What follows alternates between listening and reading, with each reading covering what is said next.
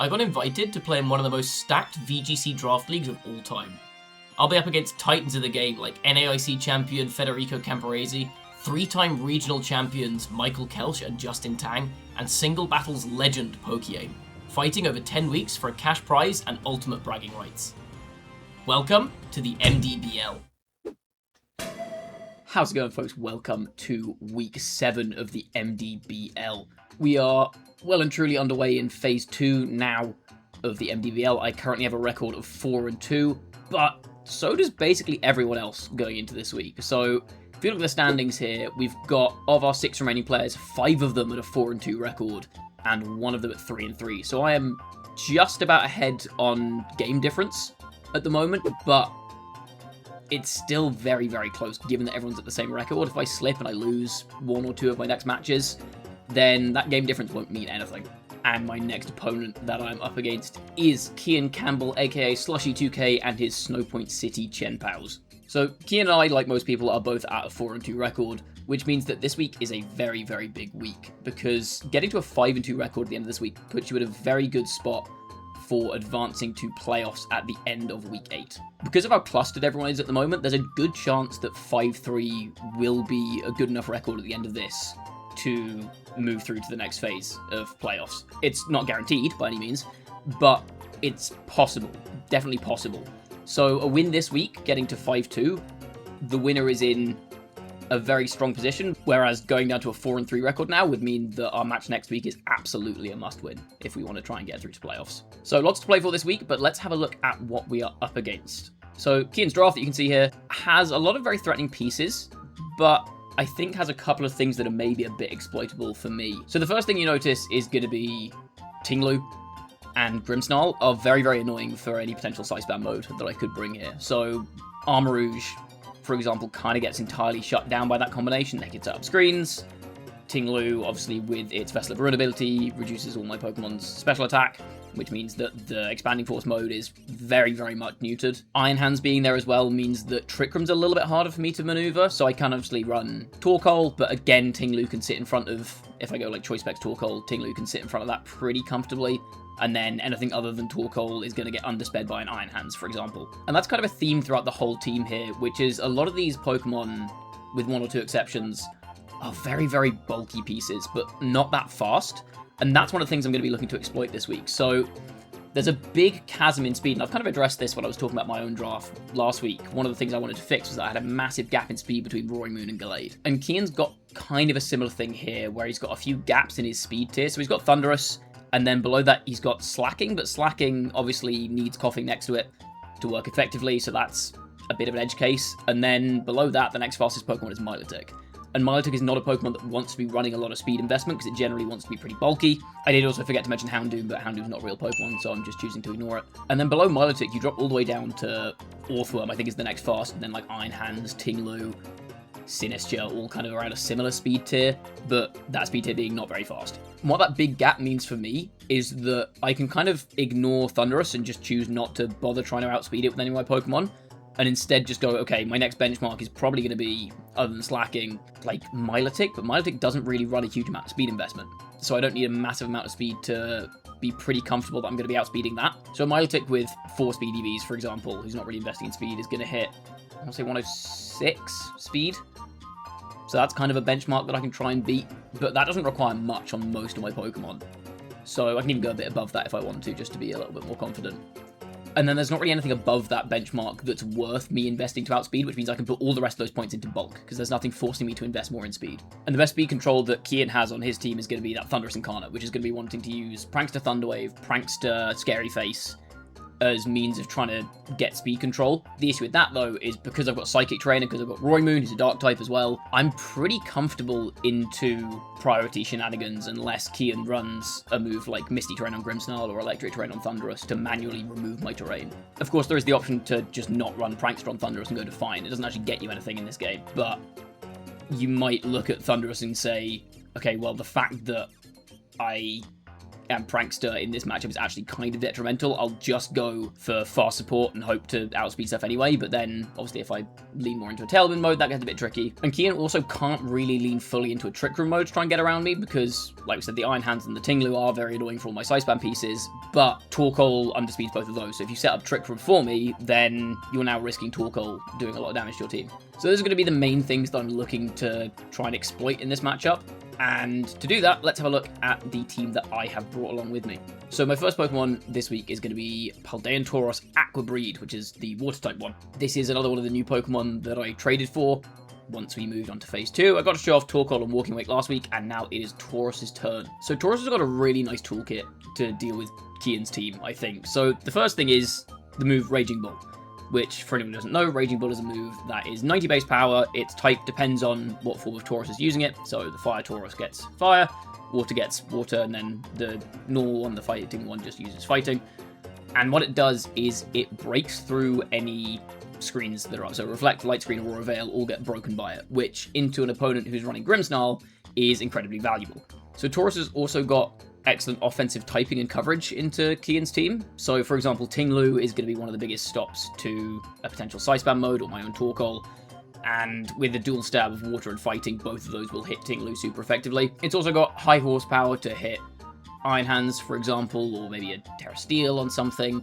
And Lash Out lets me hit Sinister for super effective damage. The main thing we're going to be looking at here, though, is the ability. Tauros known for using Intimidate, but it also has the ability Anger Point, which means that when it gets hit by a critical hit, its attack is maximized, immediately goes to +6. Doesn't matter what stage of attack it's at already, it could be intimidated 6 times as soon as you hit it with a critical hit, back up to +6. And that is going to synergize very nicely with our next Pokemon, Frostlass, who has access to the move Frost Breath, which is an Ice-type move that always lands a critical hit. So with the Assault Vest I've got on my Tauros, I can Frost Breath myself. It's resisted because I'm a Water-type, and Frost Breath is an Ice move. Doesn't do very much damage because the Assault Vest critical hits and boosts my attack to the maximum possible stage. So we're going to go back and have another quick look at Tauros. We've got Terra Electric because of mostly the threat of Thunder Wave on the opposing Thundurus, or Wild Bolt Storm, for example, dealing big damage. Terra Electric is also nice into Iron Hands, lets me resist Wild Charge, for example. There's a couple of electric types that could make this a bit difficult, as well as just generally being a good neutral defensive typing into pretty much everything on my opponent's team. The one exception being Tinglu, but Tinglu is very threatened by Tauros itself,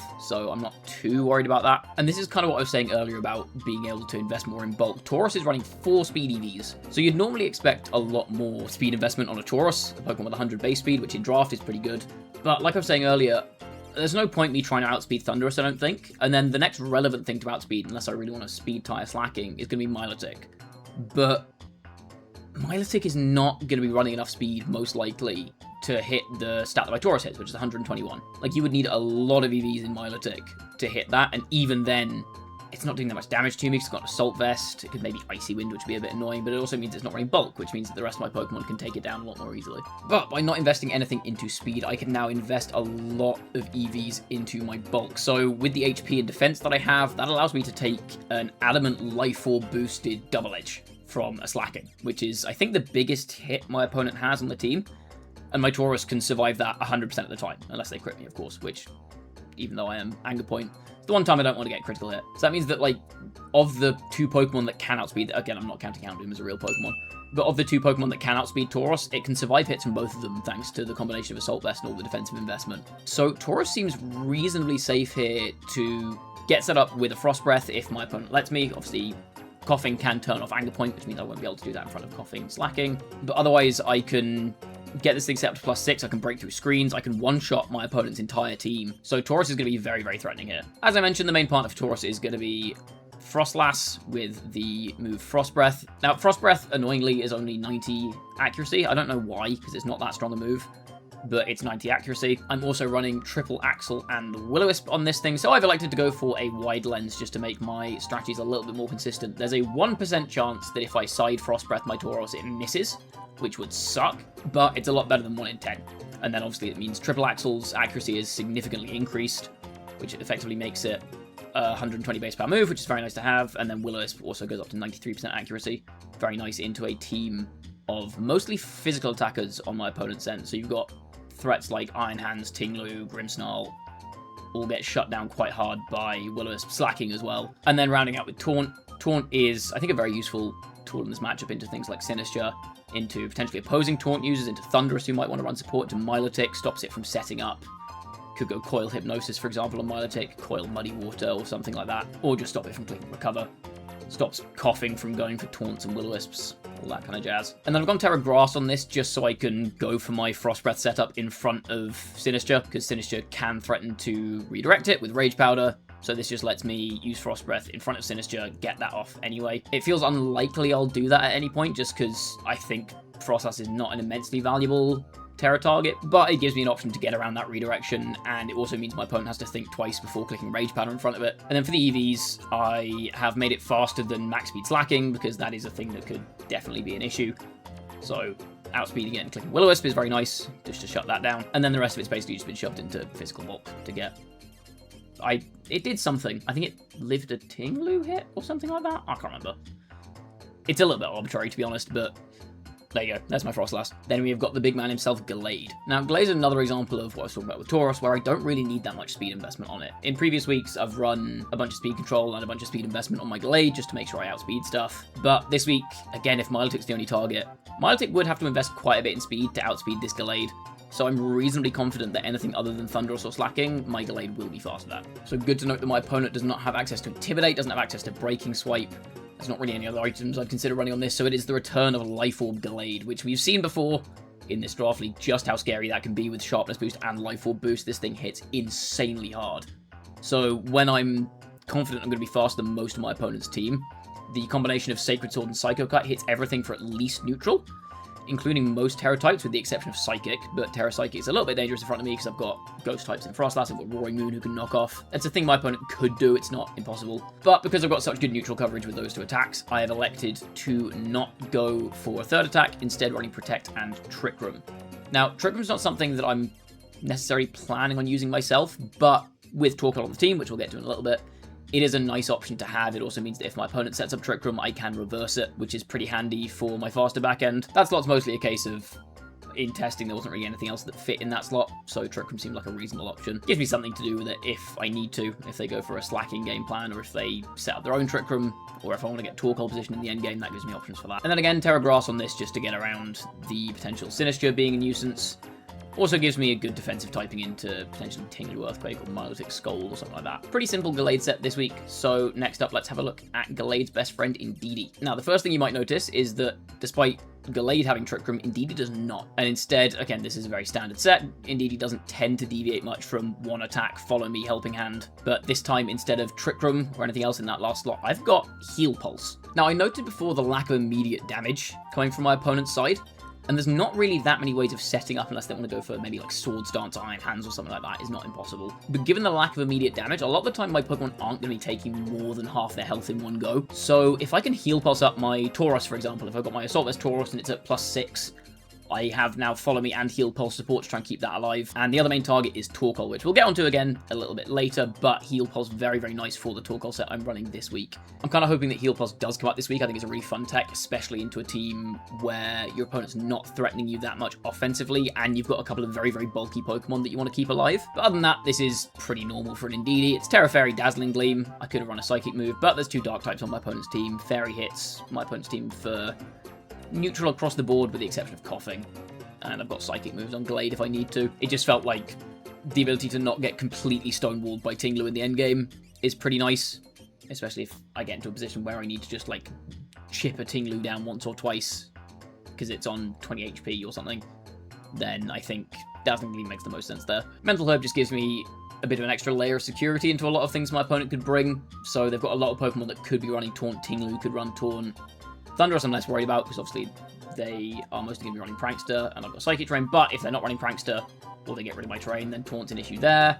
They can run Taunt on Coughing, is a big one as well, so in testing, Taunt came up a reasonable amount. It also gives me some nice lines into Coughing Slacking, for example, on lead, where I can redirect the Slacking on turn 1 and swing with whatever's next to Indeedee, maybe Gallade. And then if they go for Protect on Slacking and Taunt me with their Coughing, which is a very reasonable play on turn 1, I then can just do the same again next turn and I'm still applying offensive pressure. And now coming onto our back 2 Pokemon, we've got Roaring Moon. Roaring Moon, again, running a slightly weird set this week. We're back to Covert Cloak. We ran it a few weeks ago, worked very well, but it feels a little bit weirder this week.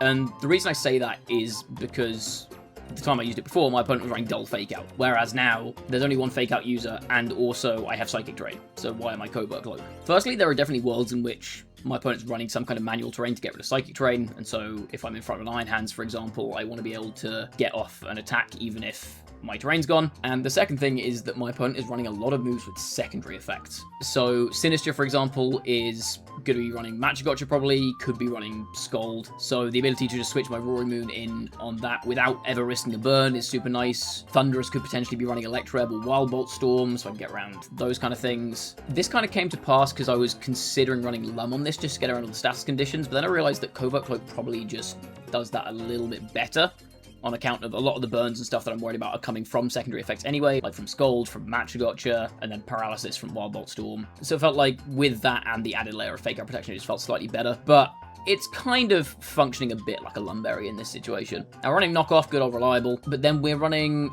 also Terra Blast with Terra Fairy as the other offensive option. So I was looking at Roaring Moon and I was thinking, okay, how do I have Roaring Moon on the field and not get completely walled by Iron Hands, Tinglu, and Grimmsnarl, who all resist Dark? And the solution there is to go for a Fairy type attack, because it hits all three of those for super effective damage, as well as being quite a nice defensive type into my opponent's team. So with the EV spread that I've got here, if Torkoal sets up the Sun, this is going to give my Roaring Moon an attack boost, because again, there's not really anything here that's really worth running speed boost for, and then I'm threatening big damage with Knockoff and Terra Blast. And then in the third slot, I was considering running Tailwind, but strangely for a team that has, for the last 6 weeks, revolved pretty heavily around kind of ambiguous speed control or multiple speed control options, I've not really got any this week.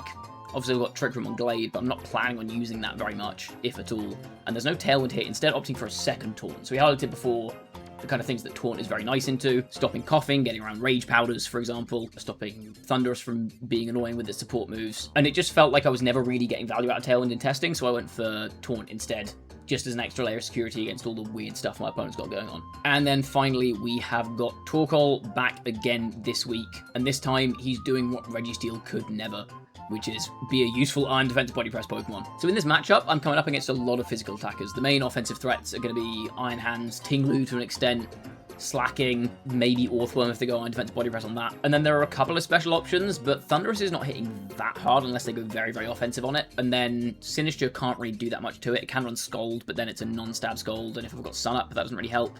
And then same with Milotic. A Milotic Scold in Sun is not doing that much. And I have Terra Grass to try and cover for both of those as well. So Torkoal with Terra Grass and an Iron Defense up kind of walls everything on my opponent's team, with the exception of maybe Coughing and Houndoom. But again, I cannot emphasize enough, Houndoom isn't real. And if my opponent brings Houndoom to this match and it does well, then I will eat my words, but I do not think Houndoom is real. So the principle behind Torkoal, pretty simple. Try and get an Iron Defense up. It's also a nice deterrent for my opponent setting up Trick Room, because Trick Room would otherwise benefit them. But with my Torkoal here, if I can get 3 Iron Defenses up, then that ends up being very beneficial for me. And Flamethrower rounds up the coverage pretty nicely, hitting Sinister super effectively, which is the one Pokemon on my opponent's team at the moment that is immune to Body Press. Obviously, Terastallization can play a role in that, but Flamethrower lets me hit that pretty hard. And then pretty standard leftovers, I've got the Heal Pulse and Indeedee. Game plan, if I'm bringing Torkoal, is just to get an Iron Defense up and keep it alive for as long as possible and start slamming Body Presses. So I think that set is going to be very fun and very effective this week, hopefully. Especially with the composition I've brought this week, the main thing I'm worried about, I think, is going to be the combination of Wheezing and Slacking. Because my only normal resist is Frostlass, but Frostlass just gets hit by Knockoff and goes down anyway. And because I'm not running any positive speed control, it's very difficult for me to get my Glade in a position where it can comfortably hit Slacking with any kind of move, especially if they're running Terra Ghost, for example. I can't Sacred Sword it for free. So that makes that a little bit scary. I could have maybe considered going for a different Terra type on Glade to resist normal, but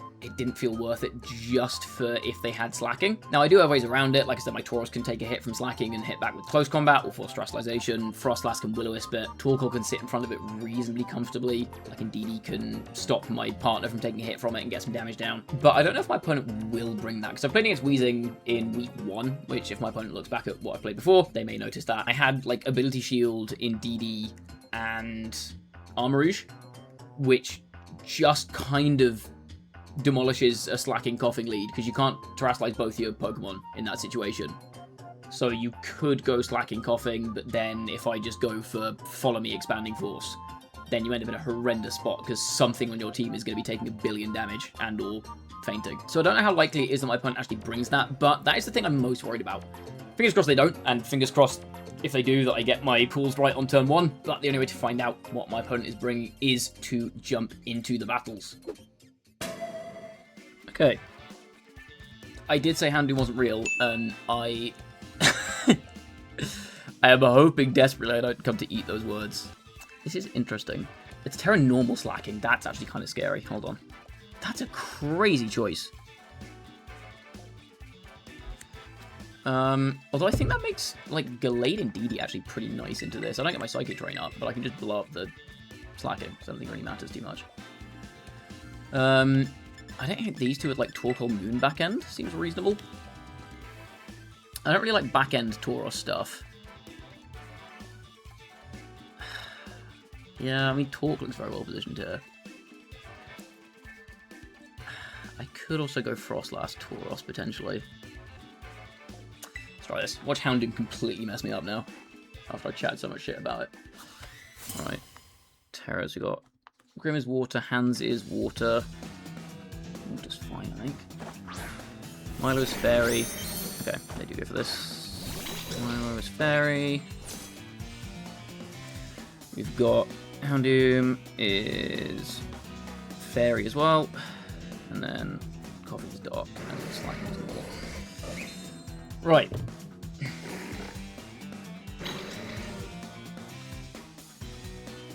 I think I'm pretty content to just go Follow Me and Sacred into the Slacking here, right? They can't taunt my Indeedee to stop it from going for another... This might be instantly revealing my Mental Herb, which would be a little bit annoying, but... So Slacking coming in game 1, Coughing coming in game 1, lead. Kind of what I was anticipating. They're going to Terra something. I'm guessing this is Coughing. No, they Terra their Slacking, okay. So Slacking's just going to drop turn 1.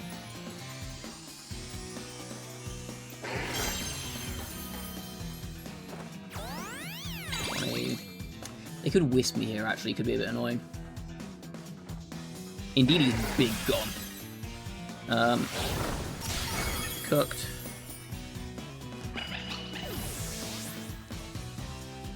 So Indeedee goes down. I'm probably getting Wisped here, aren't I? Part of me was really tempted to go for the swing at Coughing. This is surely Will-O-Wisp, right? T-Spikes?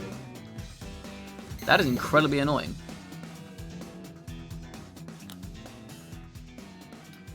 That is incredibly annoying, actually, because I've got IDBP Torkoal in the back. Right, who comes in? Hands, maybe?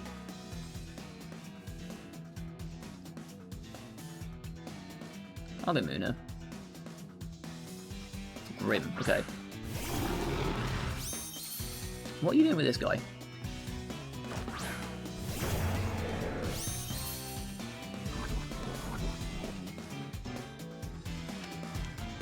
They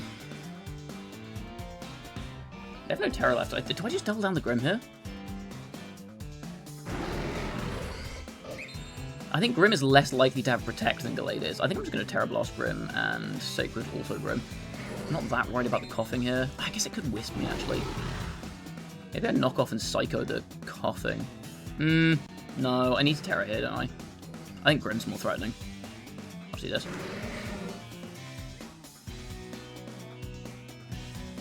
Did we see Life Orb Recall on Slacking?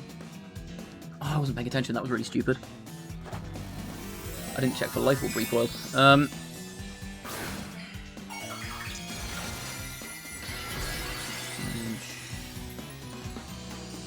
I'd say probably not, given that they felt they needed to Terra Null to get rid of my Indeedee. They just swung with Grimmsnarl. Does this KO? It does, okay. Well, Psycho Cut would have been nice there into Coughing, but oh well.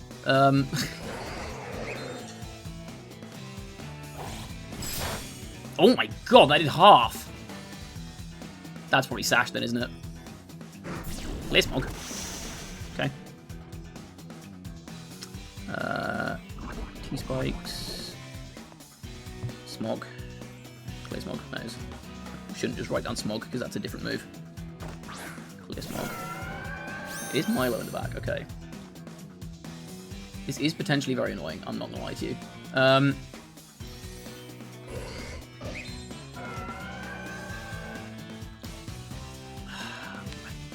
Don't want to reveal Taunt here. I could just double down the Milo here. Like, Knock Sacred will get Milo. Given how much damage that Sacred did, I feel like... I probably get the Coffin here, don't I? What's Sacred do?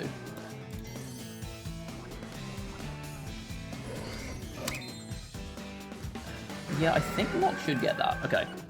Noted. I'm going to Knock here. In which case, I'll just Sacred the Milo, I think. Yeah, Knock gets Coughing. Okay.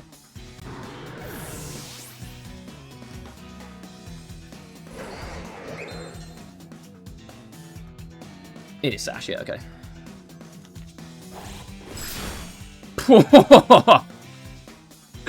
Holy! Okay. Milo is going to be Citrus. Is that Draining Kiss? Interesting.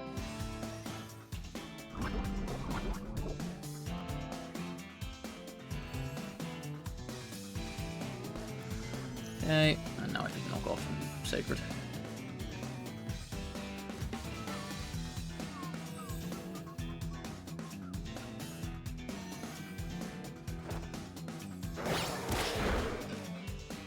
Okay.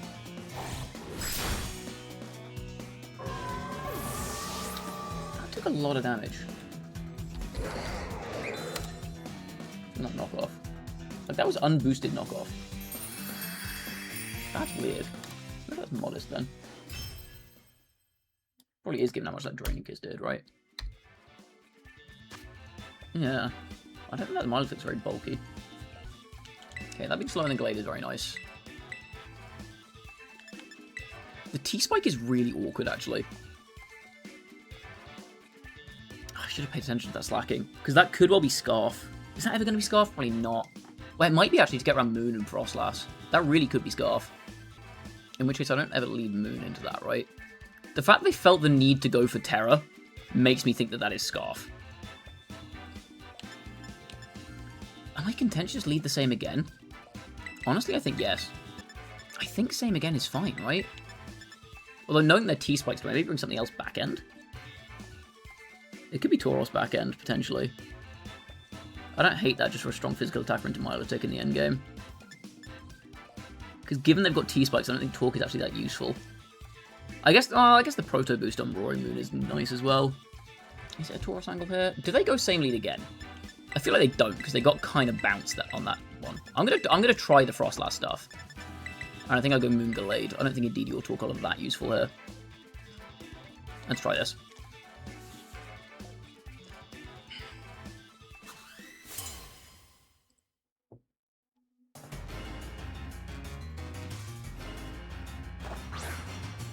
Grim Slacking. Now that's an interesting lead.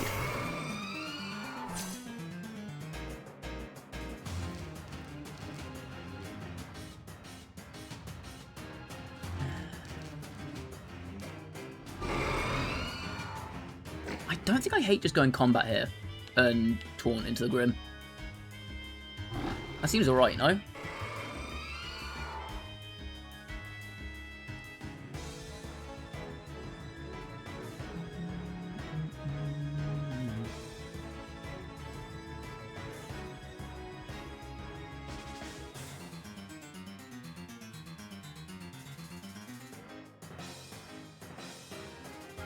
If they are Scarf, then Terra Normal Double Edge won't KO my Tauros. Reflect goes up, yeah, that makes sense. Good Giga Impact, okay. I don't think that KOs. Yeah. Nice. So that is Scarf, yeah. That is very good to confirm. And now they are locked into Impact. So that's a dead slacking. They can't do anything about that. And I think I just Wisp this, right?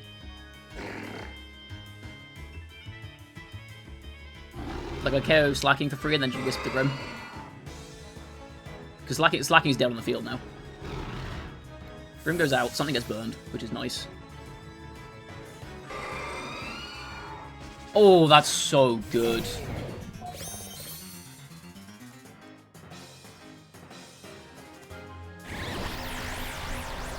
Oh, yes. Frostlass. Let's go.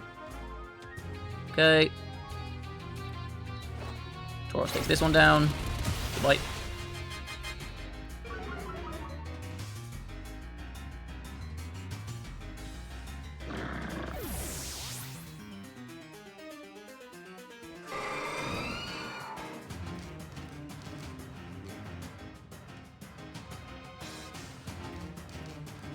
Houndoom. Okay, interesting. Man, Shiny Houndoom is very washed out. What the heck is this? Hound's here in game 2. Okay. See, I do want to try and Raging Ball this Houndoom. Do I need to? Probably not. I'm going to try and Raging Ball the Houndoom. Chances are I'm not going to get it off. I guess the question is, like, what am I actually doing with Frostlass here? I could also just switch into Moon. That feels risky, though. Maybe it's Gallade Switch. And then just keep Moon around. I think Gallade Switch here is fine. And then I guess I will Taunt the Houndoom. Just because there's not really any other value I'm getting anywhere else.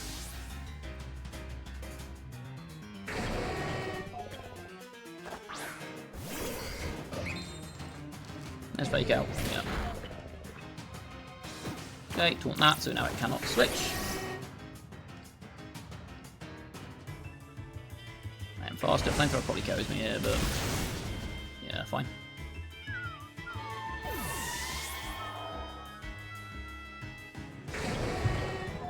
Life Orb, sure.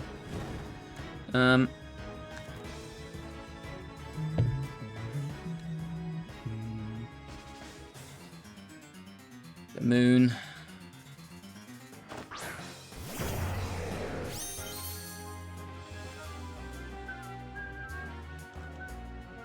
Is there any reason not to just go for Sacred Terra Blast into this thing now? I think not, right? Because if I get it down to Hound... If I get it down to Grimmsnarl Iron Hands, I'm just not really taking any damage. Because one of them's burned and the other one's a Grimmsnarl. Like, I could potentially... this might be a trade, potentially. But, like, they're never going Roaring Moon from here. Iron Hands is burned. If they hit Gallade, then... Or if they somehow KO Gallade, which I don't think they can. They could be Fairy Blast, I guess. If they're Terra Fairy Blast and they KO Gallade, then I still hit them with Fairy Blast next turn, and I'm just clicking Fairy Blast for the rest of the game with Roaring Moon. And I think that is fine.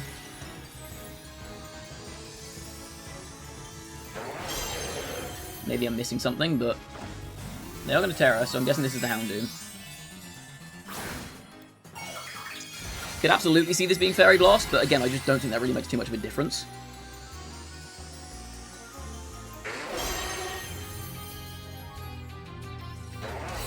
I will Terra Blast them. Yeah, even through Reflect, that's going after another one. They are going to be Terra Blast, yeah, okay, fine. And it isn't a Gallade, correct. Okay. Sure.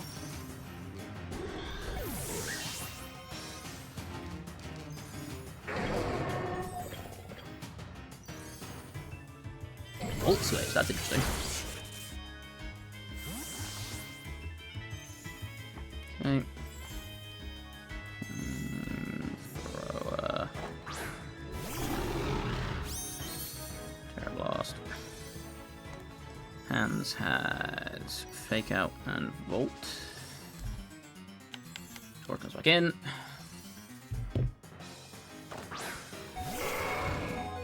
This suddenly isn't actually over. Do I just KO the Grimmsnarl here? I probably should run Aqua Jet on this Tauros instead of another move, but this is fine. I think I Raging Ball Grimmsnarl and just hit the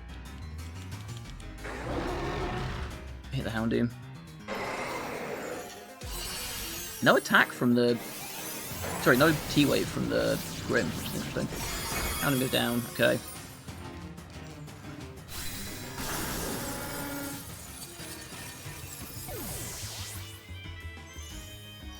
I'm guessing hand is probably AV, would be my guess. Raging Bull, that breaks screens. They're going to Spirit Break me, that's fine.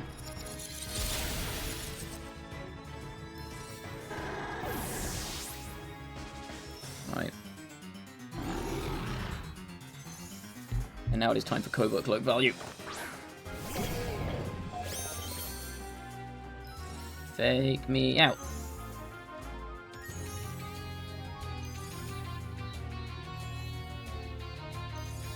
Yeah. I could protect a bluff that I'm not Covert Cloak for a potential game 3, or I could just win the game here. There's not really any reason to. I don't want to give him a free attack. Although, interesting they're not setting screens here. I guess it makes sense. Because they think if I'm flinching I can do it next turn, but that should be game. Moon takes KO there, and now it's a burned Iron Hands against a Terra Fairy, Terra Blast, Roaring Moon. I don't think this Terra Blast will out and out KO, but like there's nothing Iron Hands can click that'll KO me here.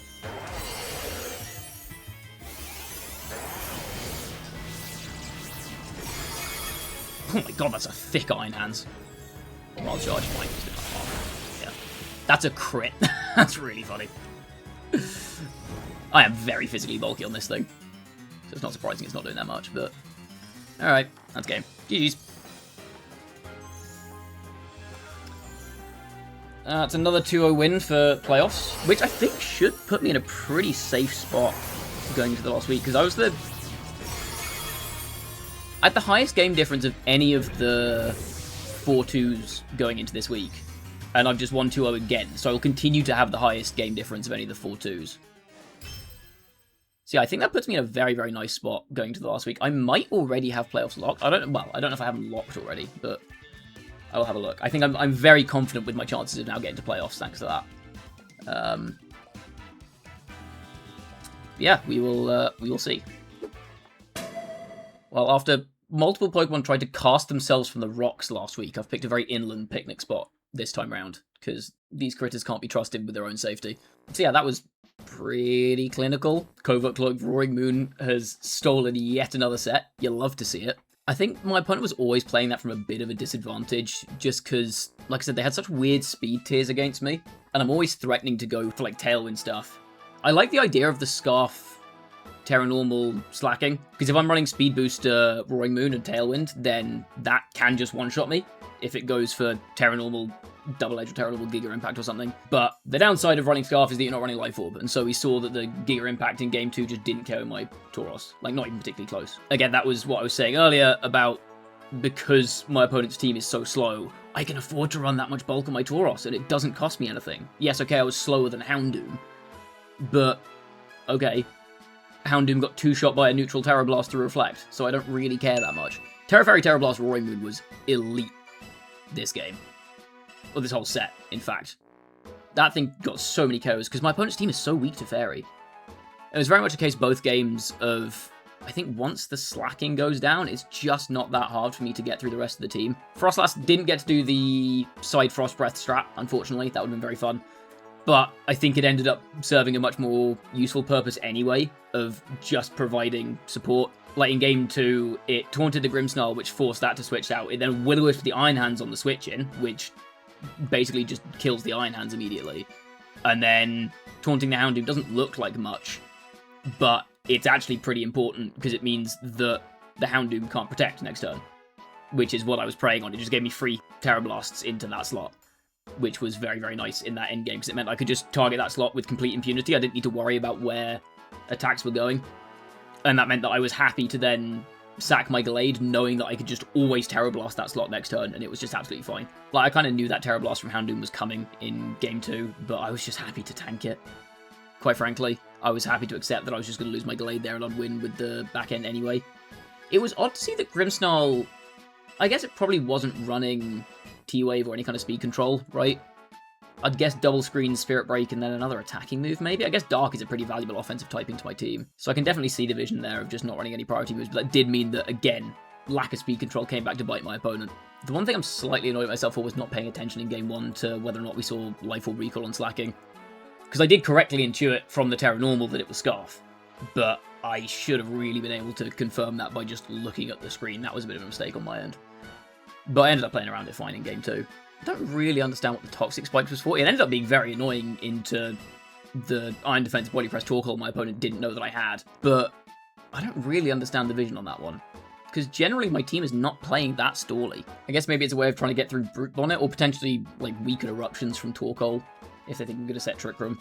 They go T-Spikes, now suddenly Torkoal eruptions are doing a lot less damage, if they could just protect through the first turn of it. The Houndoom was an interesting bring, because it kind of walls Armor Rouge, plus it outspeeds Gallade, so you got the Terra Fairy Terra Blast we saw there from my opponent, which was quite sensible. Fairy Blast also hits my Roaring Moon for super effective. So I don't hate the bring from my opponent. I still maintain what I was saying earlier on, which is that Houndoom is entirely fake.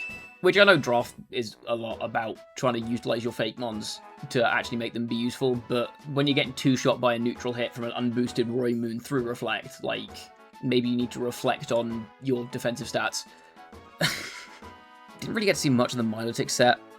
Citrus makes some sense. Terra Fairy also makes sense. Drainy Kiss is an interesting tech, but it's just, again, it's just so slow, and I've got so much physical offense on the team that it's really difficult, I think, for Milotic to actually make that much of an impact. It's potentially a deterrent for Tauros, but my Tauros isn't Intimidate, so I don't really care that much about it. And I think one thing I found in testing against this team is that I have so much stuff that wants to force Terastallization out of so much of my opponent's stuff, and the fact that they were Terra Normal slacking with Scarf meant they needed to go for the Terra Normal to KO my Indeedee, which meant that they then just didn't have Terra for the rest of the game, and they traded their slacking for my Indeedee immediately, and that's just a perfectly fine trade for me. Well, they traded their Terra and their slacking for my Indeedee, which is so fine. Like, I don't get my Psychic Drain, but I don't care. I'm not building my team around Psychic Drain this week. So I think that's one thing that my team building composition did particularly well, was just forcing Terastallization out of stuff early, and that was something that I capitalized on in both games. Because as soon as the Houndoom was somewhat forced to Terastallize in Game 2, it could have gotten away with not Terastallizing. I don't think it really would have made that much of a difference long term. Oh, no, it needed to Terastallize to KO my Glade, didn't it? Sorry, ignore me. So, like, yeah, Game 1 kind of forced the Terra out of slacking because it wasn't Life Orb. And then Game 2, I got into a position where I was forcing the Terra out of Houndoom because it needed to KO my Glade that turn. So if it doesn't go for the Terra there, then it can't KO my Glade, and then it just gets hit by Sacred Sword. And then I'm in an even better position because now it's a 3v2 versus a 2v2. Yeah, I think everyone did their job there. Torkoal didn't actually get to hit the field at any point. It strangely would have been a bit of a liability in Game 1 just because of the T-Spikes. Would have made it a bit awkward. Yeah, everyone else did great. Indeed, he did what it needed to do. In Game 1, it just kind of ate a hit from slacking, and that's what it needed. Like, in that situation, trading a support piece on my end for basically the only big damage my opponent has, fine. Absolutely fine. Would have been fun to be able to show off the heal pulse stuff, but simply wasn't necessary in this particular instance. Like, Gallade just did fat damage. The fact that Sacred Sword is almost one-shotting a Milotic is really funny. Life Orb Gallade is just a deeply unserious Pokemon. Roaring Moon obviously did great. I think it got most of the KOs that set. Tauros didn't quite do what I was hoping it would do in terms of the Frost Breath strategy, but that's mostly because my opponent, I was expecting to mix up their lead more in Game 2. They still had the slacking, which made it a bit of a priority target.